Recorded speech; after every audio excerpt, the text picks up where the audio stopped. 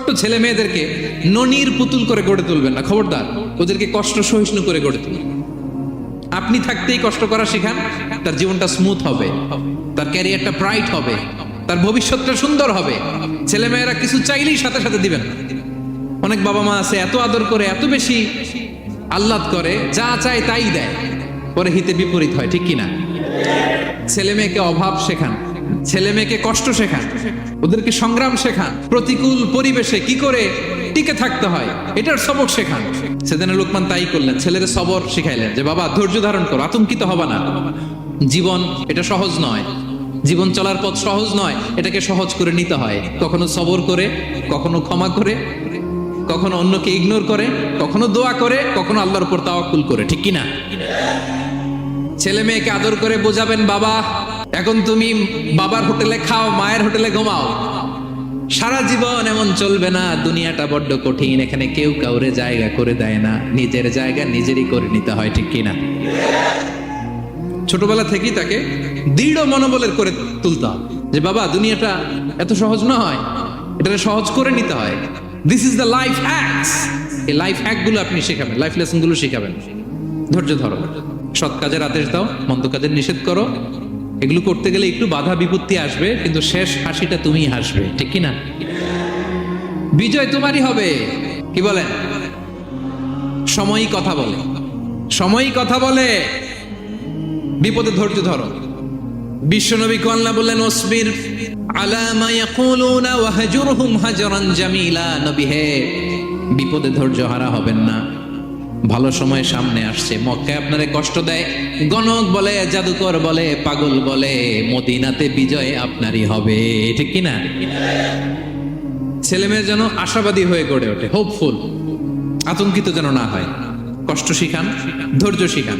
আচ্ছা গেল। এরপর তিনি বললেন ওয়ালা তুসাইর খাদ্দাকা লিন্নাস।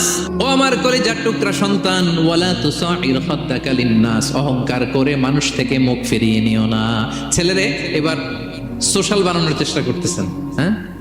ওয়ালা তুসাইর খাদ্দাকা লিন্নাস। দেখেন একটার পর একটা, প্রথমে স্রষ্টারে চিনাইলেন, তাই না?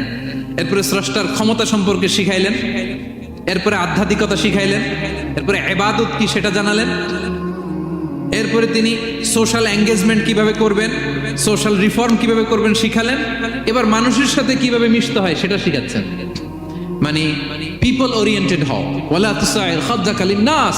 অহংকার করে মানুষের থেকে মুখ ফিরিয়ে নিও না, মুখ ছিটকাবে না। মানুষকে সম্মান করো, মানুষের সাথে মেশো, বি পিপল ওরিয়েন্টেড। আমাদের অনেক ছেলে মেয়েরা মানুষের সাথে মিশতে পারে না।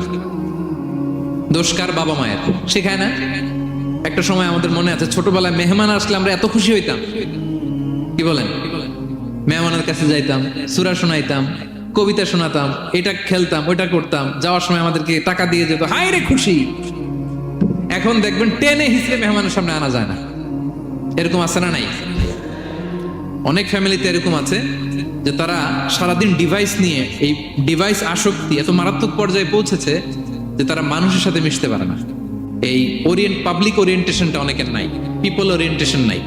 অনেক ছোট বাচ্চা, মেহমান আসছে, তুমি একটু আসো, সালাম দাও, বসো, আসতে চায় না, বসতে চায় না, কারণ ওরা শিখানো হয় না। সারাদিন দিয়ে রাখছে কি হাতে? মোবাইল।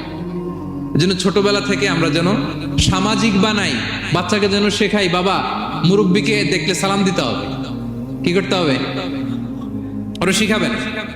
অনেক সময় ছোট বাচ্চারা না বুঝে দারোয়ানের সাথে খারাপ আচরণ করে, ঘরের কাজের বুয়ার সাথে খারাপ আচরণ করে, ড্রাইভারকে বকা দেয়, আছে না নাই? ওর ভদ্রতা, ডিসেন্ট ম্যানার আপনি শিখান নাই, তো শিখবে কোত্থেকে? এই জন্য শুরুতেই বললাম যে গরুর পেট থেকে বেরোলে গরু হয়, কিন্তু মানুষের পেট থেকে বেরোলেই ওটা মানুষ হয় না। ওটারে মানুষ বানাতে হয়, দিনের পর দিন, মাসের পর মাস, টিউনিং করে, পলিশিং করে, গাইড করে করে মানুষের মতো মানুষ বানাতে হয়। তাহলে ছেলেনে বললেন ওয়ালা তুসাইর খাদ্দাকা লিন্নাস। তোমার চেহারাকে মানুষ থেকে ফিরিয়ে নিও না, গণমুখী হও, মানুষের সাথে মেশো। ছেলে মেয়েদেরকে এটা বলবেন।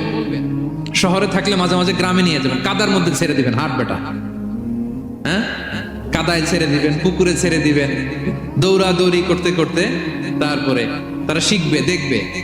মাছ, জ্যান্ত মাছ দেখে নাই আমাদের অনেক ছেলে মেয়েরা, আছে না নাই? ওরা ভাবে মাছ বোধহয় ওই ইয়ের মধ্যেই পাওয়া যায়, শপিং মলেই পাওয়া যায়, ফ্রিজের মধ্যে থাকে, এরপরে এটা খাইতে হয়। জ্যান্ত মাছ দেখলে দেখবেন ভয় পেয়ে গেছে, কারণ শেকড়ের সাথে এদের কোনো সম্পর্ক নাই। এরা যেন গণমুখী হয়, শেকড়ের সাথে যেন এদের সম্পর্ক থাকে। হ্যাঁ, এটাই দেখেন, এই উপদেশটা কয় হাজার বছর আগের। মনে হচ্ছে যেন আজকের পরিস্থিতি দেখে দেখে লোকমান ইসলাম ছেলেকে অ্যাডভাইস করতেছেন। সুবহানাল্লাহ পড়বেন না?